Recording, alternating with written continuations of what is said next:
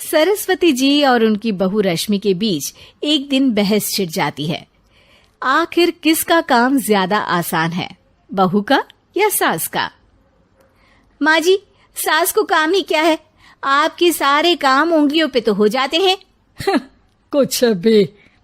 हाँ, हिसाब तो उंगलियों पे ही हो जाता है ना। अरे बेटा, ऐसा सिर्फ अभी लगता है। जो मुझे करना पड़ता है ना, वो तुझे करना पड़े तो समझ आएगा कि असली काम का पहाड़ कैसा होता है। ठेले बराबर वजन भी नहीं है आपके काम में, और बात पहाड़ों के वजन की कर रही हैं आप। तू ऐसा करती ही क्या है घर में बेटा, ये तो बता मुझे। मैं थोड़ी ना कुछ करती हूँ, सब जादू से हो रहा है इस घर में। अरे एक दिन मेरा काम करोगी तो समझ आएगा। Okay okay, shut up. कल से मैं घर के काम करूंगी और तू मेरी जगह हर चीज का हिसाब रखना, ठीक है?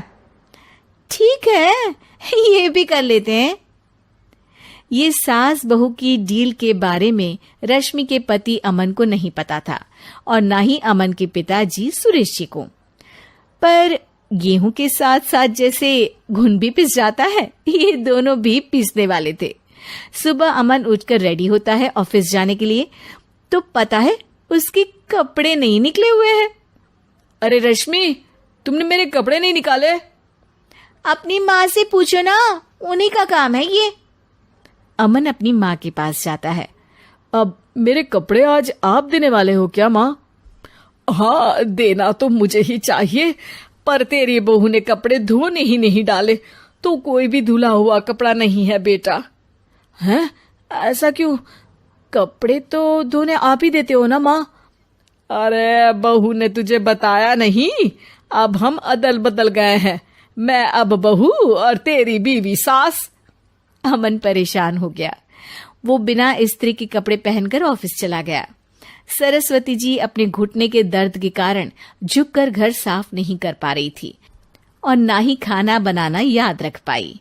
उधर रश्मि पहले ही दिन घर की चाबी घुमा चुकी थी और 300 रुपए का हिसाब अलग नहीं मिल रहा था।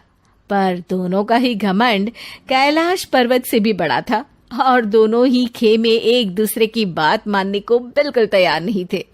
शाम को जब सुरेश जी और अमन खाना खाने बैठते हैं तो सरस्वती जी उनके सामने गाजर और पपीते लाकर रख देती हैं।